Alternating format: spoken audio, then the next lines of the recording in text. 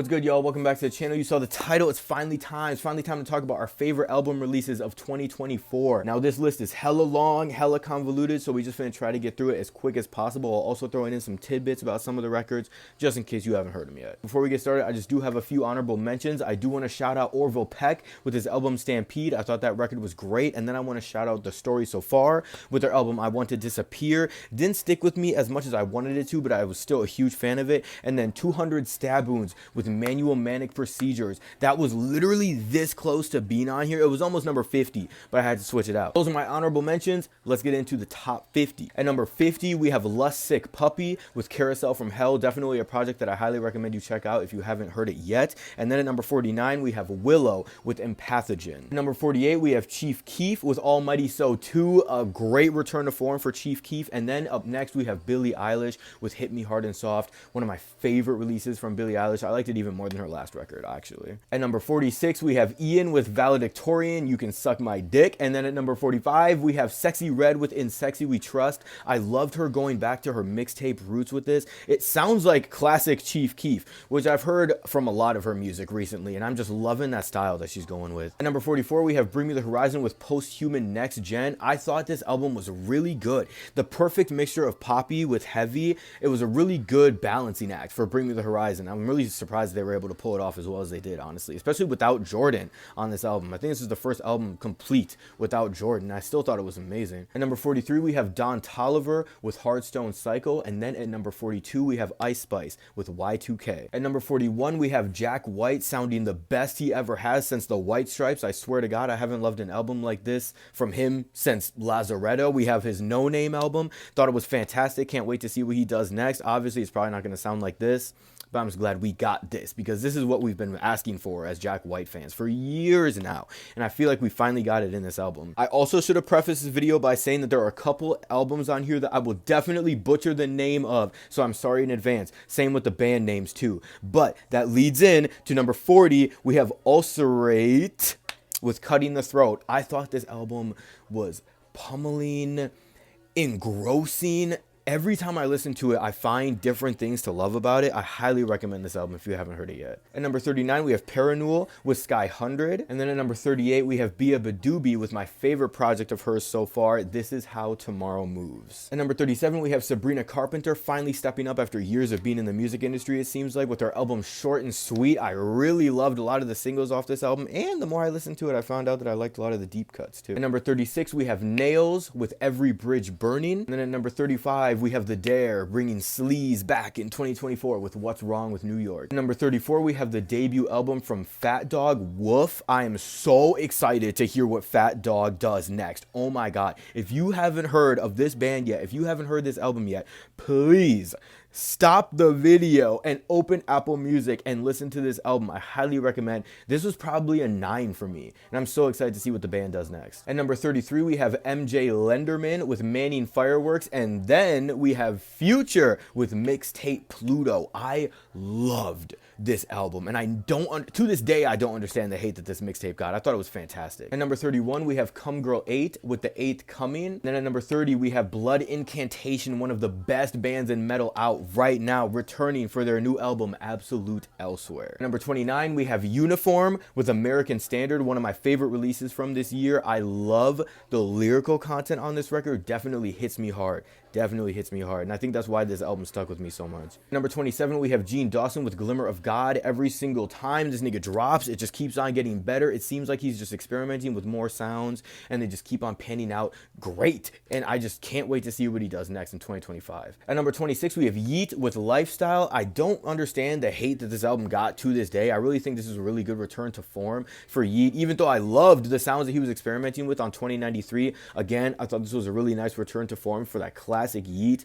So many bangers on this record, especially the song with Kodak. That song is insane. At number 25, we have my favorite punk release of this year. We have Amyl and the Sniffers with Cartoon Darkness. And then at 24, we have The Cure returning to music for, I think, the first time in 14 years with Songs of a Lost World. At number 23, we have Touche Amore with Spiral in a Straight Line. And then up next, we have Melt Banana with 3+5. At number 21, we have Sugar Pit with Don't Jinx It. I love the sounds that Sugar Pit keeps on experimenting with. So many of their songs have just immediately gone viral on TikTok because everyone can relate to the lyrical content and they're also bangers. So I'm really excited to see what he's doing next. At number 20, we have Poppy, still continuing to embrace that rock, metal, new metal sound on Negative Spaces. And at number 19, we have Machine Girl blessing us with an album in 2024 with MG Ultra. At number 18, we have Pyron, I believe that's how you pronounce it, with Exhaust. Up next, we have Action Bronson with, give me a second, Johann Sebastian Baklava the Doctor. You know what? I probably still managed to butcher that in some way, shape, or form. He just keeps on making longer album titles, but the music still slaps. So fuck it. At number 16, we have Post Malone with F1 Trillion. I actually prefer him doing country music than I prefer him making rap music, if we're keeping it 1,000. And I thought that him assembling the country Avengers on this record, specifically the song with Hank Williams Jr., I like the song with Dolly Parton a lot too. I thought those performances really shined on the record. And you know what? I can't hate on it. This is really good, easy listening. At number 15, we have Uboa blessing us again with Impossible Light. And then up next, we have Scar City with The Promise of Rain. At number 13, legendary band Pallbearer returns with the album Mind Burns Alive. And then up next, we have Future and Metro Boomin with their soon-to-be classic album, I'm sure, in 5 to 10 years, We Don't Trust You. At number 11, we have Iron and Wine with Light Verse. And then at number 10, we have Justice returning with their album Hyperdrama. At number 9, we have legendary jazz artist Kamasi Washington returning with his album Fearless Moment. And then at number 8, we have Yeet, once again on here twice, with 2093. At number 7, we have Idols with their album Tank. I really love the single Dancer on here with LCD Sound System. I thought that was a match made in heaven. And thank God the rest of the album actually slapped too. I still, to this day, can't get enough of Idols, and I love it every single time they release. Woke punk all day long, bro. Woke punk all day long. At number 6, we have Job for a Cowboy with Moon Hunter. This is a follow-up to their previous album, and I love this one even more. Job for a Cowboy continues to really flush out their sound and become a more mature version of what they've always been their entire career. I love this album. I can't wait for the next album. If you haven't heard this album yet and you're a fan of Job for a Cowboy or any music that sounds like them, you're missing out, genuinely. At number 4, we have Laufey, Leave Me Alone, with Bewitched, the Goddess Edition. At number 3, we actually have Kanye with Vultures, and for some reason, this album just worked for me. I really loved Ty Dolla $ign's contributions. I loved the Peggy production. I loved how almost completely unserious Kanye was on this, and it was almost like